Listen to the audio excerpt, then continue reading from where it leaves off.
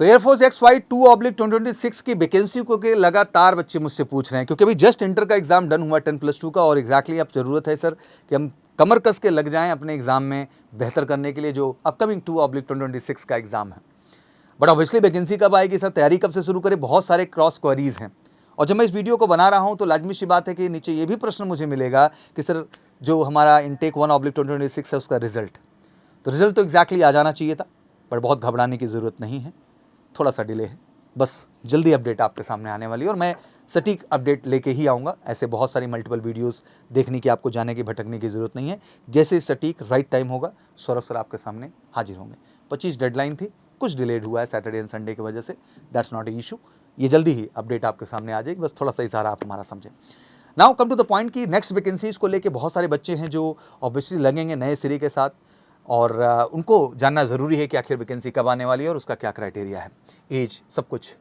Intake 2/2025 की बात कर लें तो जुलाई में आया था भाई, और अगस्त तक फॉर्म भरे गए थे, 4 अगस्त तक, और एग्ज़ाम तो होना था एग्जैक्टली अक्टूबर में, बट ये टल के नवंबर चला गया था।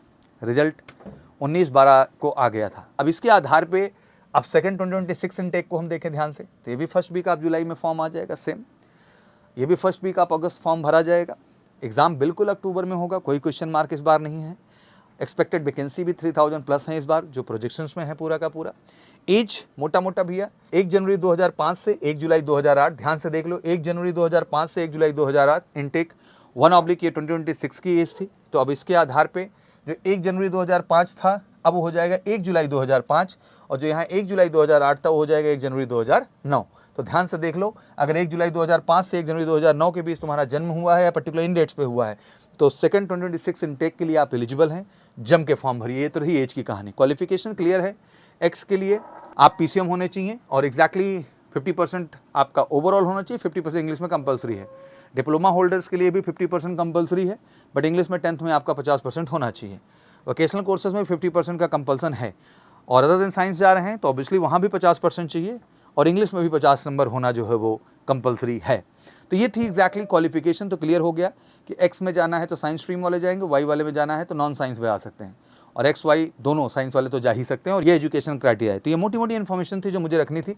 आशा करता हूँ आपको डेट ऑफ बर्थ, फॉर्म आने की डेट, एग्जाम डेट सब क्लियर हो गया, अब कोई डाउट नहीं है इसमें। अब बच्चा फटाफट बैग पैक करो एंड वेलकम टू MKC, आ जाओ। बिल्कुल तेजस स्पेशल बैच 2/2026 इंटेक हमने शुरू कर दिया 12th के बच्चों के लिए।